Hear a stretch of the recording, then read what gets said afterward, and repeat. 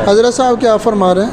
अल्लाह पाक ने बड़ा करम किया। मेरा दूसरा दम है ते जो मैं पहले दिन आया था इतने मतलब मेरा रूम ही निकलन गया है हाँ जी हाँ जी। ते माशाल्लाह मेरी जड़ी बेना ये हज़रत साहब बड़े जोश के साथ आए हैं, ये आशिक मुस्तफ़ा हैं।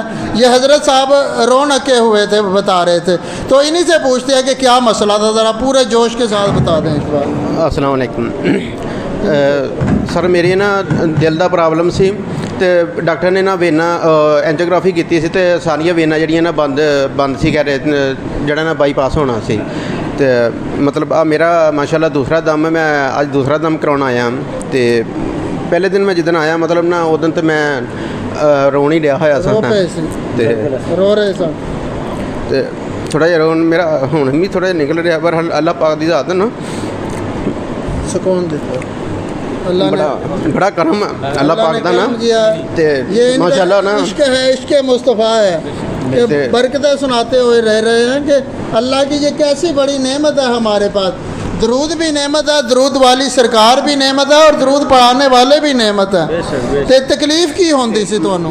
मेरी वेना सारियां ना मतलब बंद सन ते ए दिल दे उत्ते ना मतलब ना बड़ा ही दबाव मतलब पिया होया सी ते मतलब पहला दम करा के गया माशाल्लाह ते अल्लाह पाक ने ना मतलब बड़ा सुकून दिता ते आज मैं मतलब माशाल्लाह दूसरा दम करवाना आया मैं ते मेरी दिल दी दर्द जड़ी है ना वो हट गई है ते दरूद पाक भी माशाल्लाह मतलब पढ़ रहे हैं, मैं अपने घरदियां नूं भी पढ़वा रहे हैं ते मतलब डॉक्टर को जान की जरूरत नहीं पई जिस दिन तो बाद आ रहे? डॉक्टर ने तो जड़ा ना मतलब मैनू ना आने सी 18 लाख रुपया पहले उसे जमा करवाओ ते उस तो बाद 2.5-3 लाख रुपया जड़ा ना बाद चो फिर डॉक्टर की फीस ते साडा ऑपरेशन थिएटर का खर्चा ते दोबारा फिर एंजियोग्राफी होएगी ते वेना सारियां जड़ियां ना मतलब ना बंद ने क्लोज ने ते वो अल्लाह पाक की ज़ात दा मैं जदों इत्थे मैं तुहाडे कोल पहले दिन मैं आन के इत्थे मैं तुहानूं दसी सी हकीकत ते मतलब बहुत ही मतलब यानी कि मैं घबराया होया सा ते मेरा तो रोन ही निकलन दिया होया सी ते रोन भी बाकी हुण तो खैर अल्लाह पाक की ज़ात दा शुक्र है कि खुशी नाल मतलब निकले ने आंसू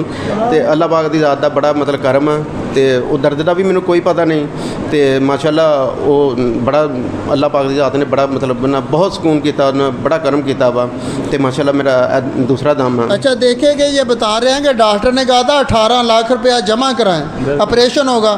18 लाख रुपया, 18 लाख से कई गरीब बच्चियों की शादियां हो जाती हैं, गरीबों का घर बन जाता है। 18 लाख रुपया क्या डॉक्टर ने कहा था जमा कराएं। और जो इन गरीबों के दुश्मन हैं, जो बुरा भला दरूद वालों को बोलते हैं, दम करने वाले को बोलते हैं, वो ऐसे मज़दूरों को, ऐसे गरीबों के दुश्मन हैं। अगर ये देखें यहाँ ना आते तो फिर 18 लाख जमा कराना पड़ता ना डॉक्टर के पास। डॉक्टर चीर फाड़ भी करते, ऑपरेशन भी करते, गारंटी कोई नहीं। दरूद से तो जन्नत में जाने की गारंटी मिल रही है, यहाँ तो सुकून मिलना ही मिलना है। गारंटी दी है कि 1000 बार दरूद पढ़ोगे मौत भी नहीं आएगी जब तक जन्नत में अपना ठिकाना ना देख लो। कि अल्लाह ने करम किया, अल्लाह का फजल हुआ, एहसान हुआ कि एक बार आकर 18 लाख से भी जान जो लगाने थे उन्हें डॉक्टरों से भी जान छूट गई। अल्लाह ने सुकून की दौलत भी अता कर दी। अच्छा जब आप पहली बार आए थे, वो वीडियो देख कर आए या किसी ने बताकर भेजा, उस वक्त आप जो यहाँ आए कि यकीन की या कशमकश थी, शक शुबे का शिकार थे, उस वक्त क्या कैफियत थी आपकी? ਤੁਹਾਡੀ ਨਾ ਮੈਂ ਵੀਡੀਓ ਦੇਖੀ ਸੀ ਔਰ ਫੇਸਬੁੱਕ ਦੇ ਉੱਪਰ ਨਾ ਤੇ ਉੱਥੋਂ ਮਤਲਬ ਪਤਾ ਲੱਗਾ ਸੀ ਕਿ ਵੀ ਦਰੂਦ ਪਾਕ ਦਾ ਦਮ ਜਿਹੜਾ ਨਾ ਹੋ ਰਿਹਾ ਤੇ ਫਿਰ ਇਸ ਯਕੀਨ ਦੇ ਨਾਲ ਆਏ ਸਾਂ ਕਿ ਵੀ ਅੱਲਾਹ ਪਾਕ ਦੇ ਜ਼ਾਤ ਤੋਂ ਇਲਾਵਾ ਹੋਰ ਇਹ ਦਰ ਜਿਹੜਾ ਨਾ ਹੋਰ ਕੋਈ ਨਹੀਂ ਹੈ। ਕਿਉਂਕਿ ਉਹ ਉਧਰੋਂ ਤਾਂ ਜਿਹੜਾ ਨਾ ਬਿਲਕੁਲ ਹੀ ਨਾਮੀਦੀ ਸੀ ਡਾਕਟਰਾਂ ਨੇ ਤੇ ਜਿਹੜਾ ਨਾ ਉਹ ਬੰਦੇ ਨੂੰ ਵੈਸੇ ਸਾਰਾ ਚੀਰ ਫਾੜ ਦਿੰਦੇ ਨੇ, ਉਹ ਨਾ ਵਿਚਾਰਾ ਬਿਲਕੁਲ ਇਨਕਾਰਾ ਹੋ ਜਾਂਦਾ। ਉਹ ਮੈਂ ਦੇਖਿਆ ਉੱਥੇ ਹਸਪਤਾਲ ਦੇ ਵਿੱਚ ਕੜਿਆਲੋ ਜੀ 'ਚ ਉਹ ਬੰਦੇ ਤੇ ਵਿਚਾਰੇ ਜੇ ਮਾੜਾ ਜਿਹਾ ਸਾਹ ਖੰਘਦੇ ਸੀ ਨਾ ਤੇ ਉਹ ਮਾੜੀ ਜਿਹੀ ਗੱਦੀ ਇੱਥੇ ਰੱਖ ਕੇ ਨਾ ਤੇ ਫਿਰ ਮਾੜਾ ਜਿਹਾ ਸਾਹ ਲੈਂਦੇ ਸੀ।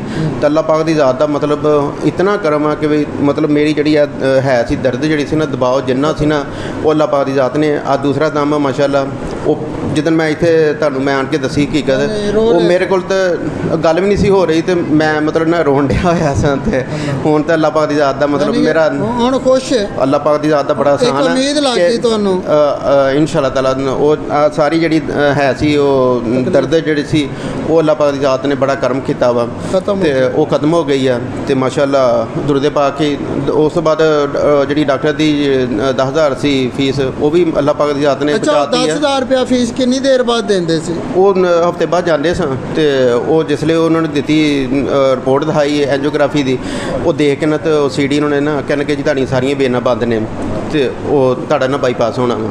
ਤੇ ਮੈਂ ਕਿਹਾ ਜੀ ਕੋਈ ਦਵਾਈ ਮੈਡੀਸਨ ਲੈ ਕੇ ਦੇਵੋ, ਕਹਿੰਦੇ ਜੀ ਹੁਣ ਨਹੀਂ ਦਵਾਈ ਲਿਖੀ ਜਾਣੀ, ਹੁਣ ਜਿਹੜਾ ਨਾ ਬਾਈਪਾਸ ਹੀ ਆ। ਤੇ ਉਥੋਂ ਨਾ ਉਮੀਦ ਹੋ ਕੇ 10,000 ਰੁਪਇਆ ਫੀਸ ਕਿੰਨੀ ਦੇਰ ਬਾਅਦ ਕਿੰਨੀ ਕੁ ਵਾਰੀ ਦਿੱਤੀ ਹੈ? ਉਹ ਤਕਰੀਬਨ ਹਫਤੇ ਬਾਅਦ ਚੈੱਕਅਪ ਹੁੰਦਾ ਨਾ। ਹਫਤੇ ਬਾਅਦ ਚੈੱਕਅਪ ਹੁੰਦਾ ਸੀ ਤੇ ਹਰ ਵਾਰੀ 10,000 ਰੁਪਇਆ ਫੀਸ? ਹਾਂਜੀ ਫੀਸ ਹਰ ਤੇ ਵਾਰੀ 10,000 ਹਾਂਜੀ ਫੀਸ ਤੋਂ ਉਹਨਾਂ ਨੇ ਪਹਿਲੇ ਹੀ ਹੋ ਜਾਂਦੀ ਹੈ ਨਾ ਜਮ੍ਹਾਂ। ਤੇ ਇਹ ਆ ਕਿ ਅੱਲਾਹ ਪਾਕ ਦੀ ਜ਼ਾਤ ਦਾ ਕਈ ਕਰੋੜਾਂ ਮਤਲਬ ਸ਼ੁਕਰ ਹੈ ਕਿ ਅੱਲਾਹ ਪਾਕ ਦੀ ਜ਼ਾਤ ਨੇ ਬੜਾ ਕਰਮ ਕੀਤਾ। ਅੱਛਾ ਤੁਸੀਂ ਇਹ ਦੱਸੋ ਕਿ ਮੈਂ ਇਹ ਸਾਰੇ ਸਾਥੀ ਸੁਣ ਰਹੇ ਨੇ, ਬਾਅਦ ਚੋਂ ਦੇਖਣਗੇ ਵੀ ਲੋਕ, ਇਹ ਦਿਲ ਦਾ ਈਮਾਨ ਮੈਂ ਪੱਕਾ ਕਰਨ ਵਾਸਤੇ ਗੱਲ ਤੁਹਾਨੂੰ ਪੁੱਛਣ ਲੱਗਾ ਵਾਂ ਕਿ ਦਮ ਕਰਾਉਣ ਤੋਂ ਕਿੰਨੀ ਦੇਰ ਬਾਅਦ ਤੁਹਾਨੂੰ ਸਕੂਨ ਆਇਆ? ਮੈਂ ਅਲਹਮਦੁਲਿਲਾ ਮਤਲਬ ਜਦੋਂ ਇੱਥੇ ਮੈਂ ਵਾਰੀ ਆਪਣੀ ਲੈਣ ਡਿਆ ਸੀ ਨਾ ਦਮ ਕਰਾਉਣ ਦੱਸਣ ਵਾਸਤੇ ਹਕੀਕਤ ਮਾਸ਼ਾਅੱਲਾ ਮੈਨੂੰ ਨਾ ਥੋੜਾ ਜਿਹਾ ਜਿਸ ਤਰ੍ਹਾਂ ਮਤਲਬ ਮੇਰੀ ਕਫੀਅਤ ਸੀ ਨਾ, ਉਹ ਅੱਲਾਹ ਪਾਕ ਦੀ ਜ਼ਾਤ ਨੇ ਬੜਾ ਕਰਮ ਉਸ ਲਈ ਮਤਲਬ ਇੱਥੇ ਬਹਿ ਕੇ ਉੱਥੇ ਮਤਲਬ ਜਿਹੜਾ ਸੀ ਨਾ ਇੱਥੇ ਮੈਂ 20-25 ਮਿੰਟ ਮੈਨੂੰ ਇੱਥੇ ਤੱਕ ਆਉਂਦੇ ਹੀ ਲੱਗ ਗਏ ਸੀ, ਜਿਹੜਾ ਨਾ ਇੱਥੇ ਨੰਬਰ ਤੱਕ ਲੈਂਦੇ ਆ ਨਾ। ਤੇ ਮਤਲਬ ਮਾਸ਼ਾਅੱਲਾ ਆ ਹੁਣ ਮੇਰਾ ਦੂਸਰਾ ਦਮ ਆ। ਇੰਨੀ ਦੇਰ ਦੀ ਉਮਰ ਸੀ, ਅੱਲਾਹ ਨੇ ਦਵਾਈ ਤੇ ਛੱਡ ਦਿੱਤੀ, ਦਵਾਈ ਤੇ ਛੱਡ ਦਿੱਤੀ ਹੋਈ ਹੈ। ਹਫਤੇ ਬਾਅਦ 10,000 ਦੇਣਾ ਪੈਂਦਾ ਸੀ, ਲੱਖਾਂ ਰੁਪਏ ਵੀ ਡਾਕਟਰ ਨੇ ਉਹ ਪਹਿਲੇ ਉਹਨੇ ਆਖਿਆ ਅੱਲਾਹ ਨੇ ਜਾਨ ਛੜਾ, ਉਹ ਪਹਿਲੇ ਉਹਨੇ ਆਖਿਆ ਸੀ ਕਿ ਵੀ ਉੱਥੇ ਨਾ ਜਮ੍ਹਾਂ ਕਰਾਓ ਤੇ ਫਿਰ ਜਿਹੜਾ ਨਾ ਟਾਈਮ ਤੁਹਾਨੂੰ ਮਿਲ ਜਾਏਗਾ ਤੇ ਫਿਰ ਬਾਈਪਾਸ ਜਿਹੜਾ ਨਾ ਤੁਹਾਡਾ ਫਿਰ ਨੰਬਰ ਲੱਗੇਗਾ। ਅੱਛਾ ਜਿਹੜੇ ਲੋਕ ਮਰ ਕੇ ਵੀਡੀਓ ਦੇਖ ਕੇ ਵੱਧ ਬੋਲਦੇ ਨੇ ਜਾਂ ਕਹਿੰਦੇ ਨੇ ਕਿ ਇਹ ਗੱਲ ਝੂਠ ਹੈ, ਇਹਦੀ ਹਕੀਕਤ ਨਹੀਂ ਹੈ, ਮੇਰੇ ਸਾਹਮਣੇ ਆ ਜਾਣ, ਮੈਂ ਸਬੂਤ ਆ, ਮੈਂ ਸਾਹਮਣੇ ਬਾਰੇ ਵਿੱਚ ਕੀ ਕੋਈ ਪੈਗਾਮ ਦੇਣਾ ਚਾਹੁੰਦੇ? मैं सबूत मैं अल्हम्दुलिल्लाह सामने अल्लाह पाक दी ज़ात दा ये देखे सबूत आ। जो दिल का मरीज़ है कितने साल से थे? मैं काफ़ी देर तो कितने साल अंदाज़ा? तकरीबन कोई साल को हो गया थी। साल हो गया जो बंदा बीमार है, जिसको 18 लाख रुपया डॉक्टरों ने मांगा, 10,000 रुपया चेकअप फीस थी हफ्ते में, उसको क्या आप क्या समझते हैं? जो मुनकर हैं, जो मानते नहीं, वो क्या समझते हैं? जो बंदा साल से बीमार है उसको सारे इलाके के डॉक्टर जानते हैं, सारे मेडिकल स्टोर वाले जानते हैं, रिश्तेदार जानते हैं, यार फलां बंदा बीमार है, इतने साल से बीमार है, जिसको डॉक्टरों ने 18 लाख रुपया जिससे मांग लिया। आप क्या समझते हैं उस मरीज़ को रिश्तेदार नहीं जानते?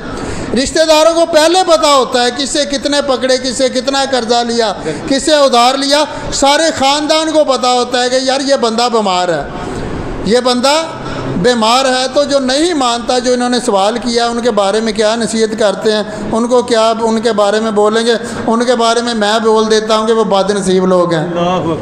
वो बदनसीब है जिनको 1 साल का मरीज़ नज़र नहीं आ रहा, 10,000 रुपया हर हफ्ते चेकअप फीस देते थे, वो नज़र नहीं आ रही, 18 लाख रुपया डॉक्टरों ने मांगा था, वो नज़र नहीं आ रहा, जिसको ये बरकत नज़र नहीं आ रही, वो बदनसीब दिल का भी अंधा है, किस्मत भी उसकी सड़ी हुई है।